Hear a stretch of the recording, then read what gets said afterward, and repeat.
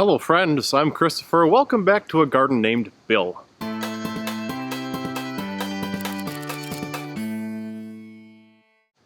This is the 23rd week of my about 30-week growing cycle. You know, those last few weeks out of 30, really nothing's growing. I'm just kind of cleaning up and getting ready for next season. Just wanted to put that out there in case anyone was wondering. Anyways, we are definitely in the end of summer, beginning of fall mode. I have already harvested 2.5 kilos of raspberries this past week. And earlier this morning I went out and I picked a bunch of tomatoes and peppers for some skewers that I'm going to make this week. And I picked some butternut squash that was ripening and my dwarf cantaloupes, and pretty much all of the things that are growing of the vining plants are getting ready. Even my coconut squash are finally starting to turn orange, which is great. That means that they are harvestable too. Let's get your overview shot in. Well, right away you can see that I took down all the corn. It got attacked by squirrels and chipmunks and I didn't feel like dealing with it. So I harvested what corn I could, and then I staved the stalks. They are yellowing up and drying up for decorations now. The squash that's over here on the tunnel, some of it's finally starting to crawl across the top, which is lovely. Otherwise, things have been growing on the ground, and beyond the arch there it's kind of tough to walk past. But we're getting good production. And sunflowers are in all different stages of being ready, but I think we're going to have 5 tall ones and 3 small ones. There are really only 3 things that I need to do in the garden this week. First off, to continue to harvest all of the raspberries and the spaghetti squash. They're going just crazy productive this time of year, so pick it and either eat it fresh or process it and freeze it. That works really well. The second thing that I need to do is I just need to bring in my tropical fruit trees, my lemon, lime, and tangerine. It's getting a little bit too cool for what I like. The nights are still in the 50s for the most part, but they're starting to dip in the 40s, I see in the forecast. And our next 10-day forecast, I think 7 or 8 of them, the days only crest up into the upper 60s Fahrenheit. So it's, you know, we're getting closer to that autumnal equinox. Days are getting shorter, it's getting cooler. They need to go inside and just have some sun and consistent heat. And the third thing that I need to do this week is I'm going to go to the store and get the lumber for those 2 extra beds that I've been talking about throughout this season. This is as good a time as any to get started on that, especially with the corn out of here. We'll see what the pumpkin is doing behind me. This massive State Fair pumpkin has just been such a disappointment. I think I planted it in the wrong spot for sure, but I can either move the pumpkin around or just get rid of it at this point. Yeah, so get the wood for them and maybe assemble them. If I get them, honestly, if I get the wood, I'll feel like it's an accomplishment this week. If I get them assembled, that'll be even better. I doubt that I'll get them filled, but, you know, I gotta get started on it. You know what I mean? I just wanted to bring you into this particular shot to start our highlights because I think it's really pretty. You're standing kind of where the corn used to be, looking down this row, which, because of how lazy I got with the squash and vining things, I ended up not being good at encouraging them to grow up, and so they started filling in the space on the floor. And then when the tomatoes got thick, they kind of took up the space here, and now you can see I can't even walk through here without disrupting plants. But it's still a very beautiful thing to look at. I've got, you know, my coconut squash here. They're an analog to butternut squash. I've got at least 5 of them that I can see, and they're all starting to ripen. I've got the ornamental gourds, probably a couple dozen are looking good there. I picked a butternut squash earlier today and a cantaloupe. And I just harvested a whole bunch of tomatoes earlier this morning. The cherry tomatoes in particular are all gone for some skewers that we're making. But isn't this just like a pretty shot? And I love these morning glories here. I didn't plant them, they're volunteers, and those are the best kind, you know, especially when they just make themselves at home. I think volunteer plants come up and thrive with such vigor, more so than plants that you put there with a purpose. I don't know why. Maybe they get their root system established on their own terms as opposed to a plant that you start in a pot. But very impressed. I love seeing the morning glories in here. Next year I really want to do a better job getting more flowers in here. I'm thinking this time of year it would be wonderful to have zinnias and marigolds in bloom, and different things earlier in the year. So, note to self for the 2020 garden. Well, this definitely was a good idea, putting the spaghetti squash here in this part of the garden where I rarely walk to use the space, as opposed to trying to do this in a bed or on the arched trellis.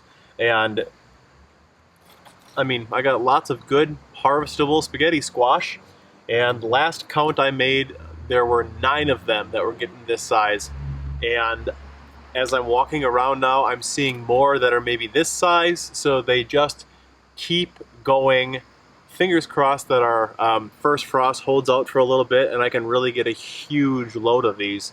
But they have just vined everywhere, and they've been, for the most part, pretty good at keeping to the wood chips that I have in between the raised beds. So like the walking paths have just been taken over with the vines to kind of tiptoe around, which is fun and interesting. And only here did they just go crazy over the tomato cages and kind of make this look like a jungle. But it's amazing. The genesis of the plant is right around here. Okay? The farthest tip of the vine away is probably 4 meters out. So it's really grown. Well, there are 2 things to take note of in particular in this shot. One, this is the barrel that we transplanted the mint in. I cut down all of the old growth because it browned up and didn't survive the transplant. But you can see the root bed did just fine, and this is going to be full and lush next year. And I think before the frost hits, or maybe right after the frost hits, I will snip all the nice new green growth and dry it up and just have dried mint for seasoning and things throughout the wintertime. Other things to look at, the strawberries that we transplanted about a month ago all took really well, and some of them even sent out runners, like especially the mature plants after I planted them in here. So I'm so pleased at how this is filled in, and I really can't wait to see how many runners I get this time next year and how this bed continues to fill up over the next few years. Well, this next bit we're going to do shaky cam style. Here's the first sunflower to open up. That opened up several weeks ago. You can see it's like a shepherd hook hanging down with a massive head, that the seeds are starting to darken. And then we've got these 2 that are, I know the contrast with the sun isn't helping, but they're a beautiful bright yellow. Their heads are still mostly erect, but this time next week I think they'll start bending over. And then you can see just beyond the first head, there's one that decided to pop up. A little bit smaller than the rest, but or a thinner shaft. We'll see how big the head is. And then at the end here is another one. So those are the 5 tall ones I had talked about. Just below it, one kind of volunteered itself next to the tomato plants. And then they look kind of straggly, but I've got 3 that might come up in that blue barrel. We'll see. Well, my fall garden specific crops that I planted, mixed success, but great lessons learned for next year. This is the zucchini that I planted, and it's doing really well. It likes this cool weather. It still gets enough sunlight for ample growth.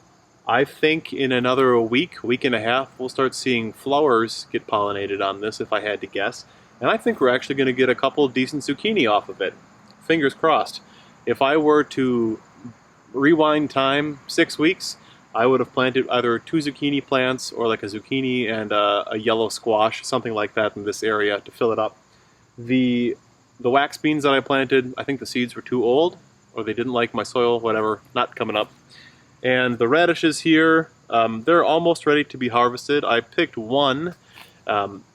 What I usually do when my seed packs get low is I just mix them all together. So I think I had 3 different species of radishes in my one packet that I spread throughout here.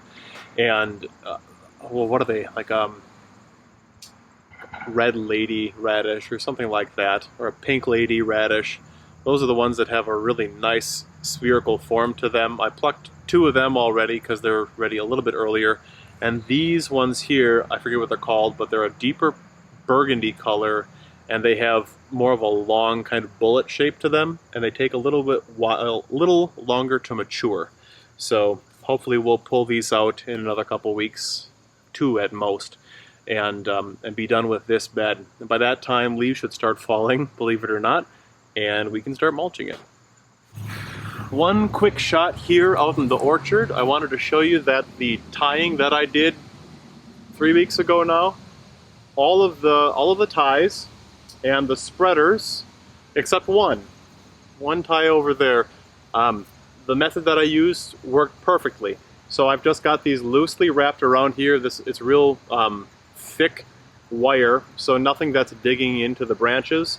And then I've got those kind of garden staples, and I just wrapped it around at the bottom. Whoa! And I took my mallet and I hammered them in.